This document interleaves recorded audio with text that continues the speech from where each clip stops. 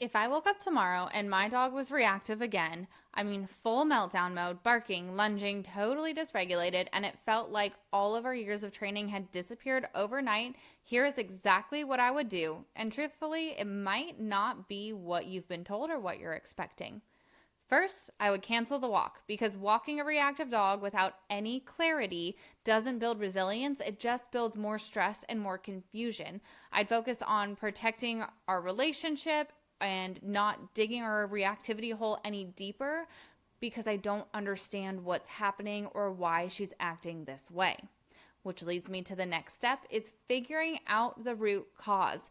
I would say, what is actually driving this behavior? Is she fearful? Is she overexcited? Is it genetics? Is there something medically going on? Is it frustration from barriers like being on the leash?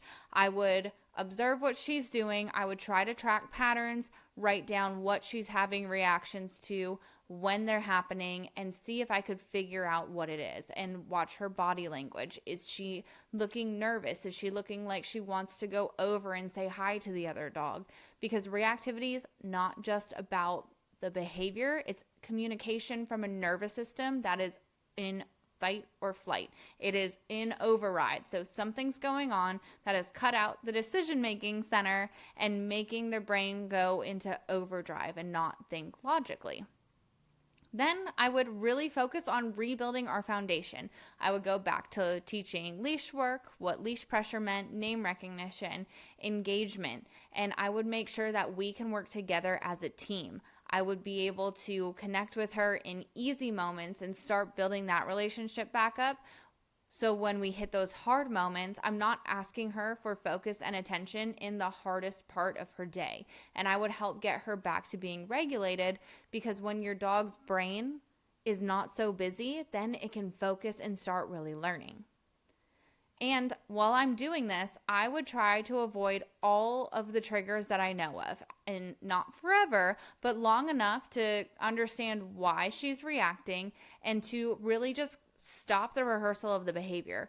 The more often that they get to see a trigger and rehearse that reactivity, you're adding weight or you're adding reinforcement to that reactivity bucket and you're just making your job harder and harder down the road.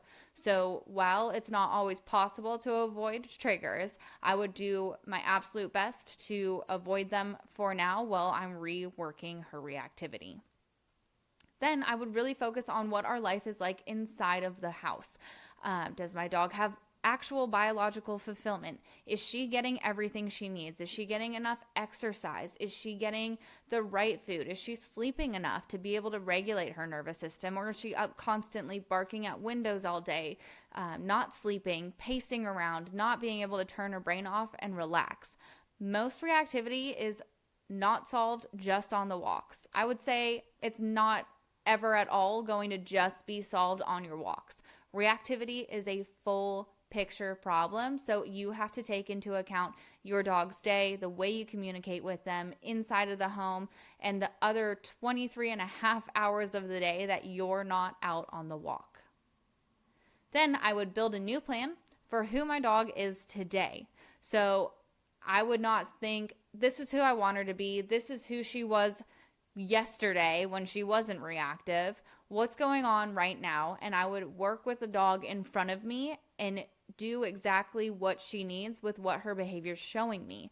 So I'm not going to say, well, this is who I want you to be. I want you to be able to go to a farmer's market tomorrow. I want you to be able to go to a coffee shop with me tomorrow, because that's not realistic. And if I'm trying to fit her into these expectations of what I think she should be able to do, but she's actively showing me she cannot do, then I'm just working against myself and making reactivity so much harder to work through. And if I wasn't a trainer, I would immediately find someone who understands that you need to look at the whole dog, not just the individual behaviors. You need to get to the root of the problem, treat the root cause so all of these symptoms start going away. And somebody that has real proven results, has experience, and knows exactly what they're doing.